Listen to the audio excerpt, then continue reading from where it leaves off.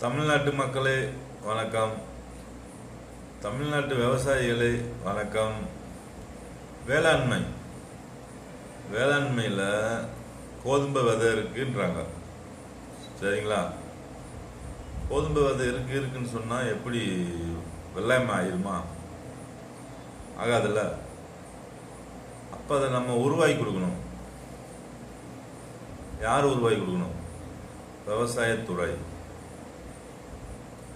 உருவாக்கி கொடுக்கணுங்களா சார்? சொல்லுங்க சார். இப்போ விவசாயத்தில் எத்தனையோ இருக்கு. சரிங்களா? இது எல்லா மக்களுக்கும் செய்ய தெரியாது. இதை யார் செஞ்சு கொடுக்கணும்? ஃபஸ்ட்டு இப்போ நெல் எல்லாத்தையும் உருவாக்க தெரியும். பயிர் பூரா எல்லாத்தையும் உருவாக்க தெரியும். சில விஷயம் எல்லா பேத்துக்கும் தெரியாது. அதை நம்ம தான் செஞ்சு கொடுக்கணும். இப்போ கோதுமை வேளாண்மையில் இருக்குது, விதை இருக்குன்றீங்க. அது அவங்களுக்கு செய்ய தெரியணும்ல. அதுக்கு தண்ணி கம்மியாக தான் செலவாகும். நீங்களே சொல்கிறீங்களா? தண்ணி இல்லாமல் தான் தமிழ்நாட்டில் தண்ணி வறட்சி எல்லாத்தையும் தெரியும். இதை விவசாயத்துக்கு ஒரு 6000 கொடுக்குறீங்க. அதனால் அவங்களுக்கு என்ன லாபம்?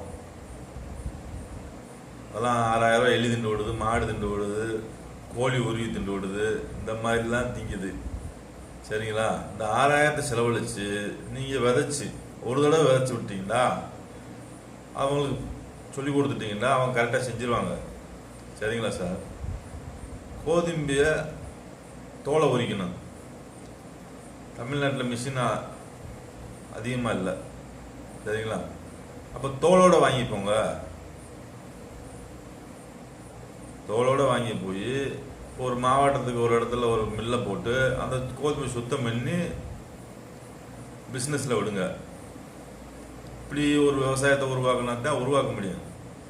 அடுத்து சுண்டல் இருக்குது. தமிழ்நாட்டில் அதிகமாக சாப்பிட்றது பொரியலில் இட்லி, தோசை, இந்த மாதிரி எல்லா இடத்துலையும் சாப்பிட்றாங்க. இருந்தாலும் அதிகமாக சாப்பிட்றது தமிழ்நாட்டில். இது சுண்டல் எல்லா பக்கமும் விளைய வைக்கலாம்ல சார்?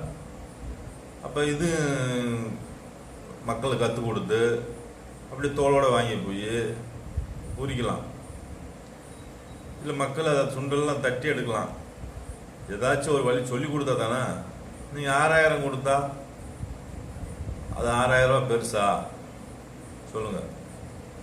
இந்த மாதிரி ஒவ்வொரு விஷயத்தையும் வேளாண்மை கற்றுக் கொடுக்கணும் சார்.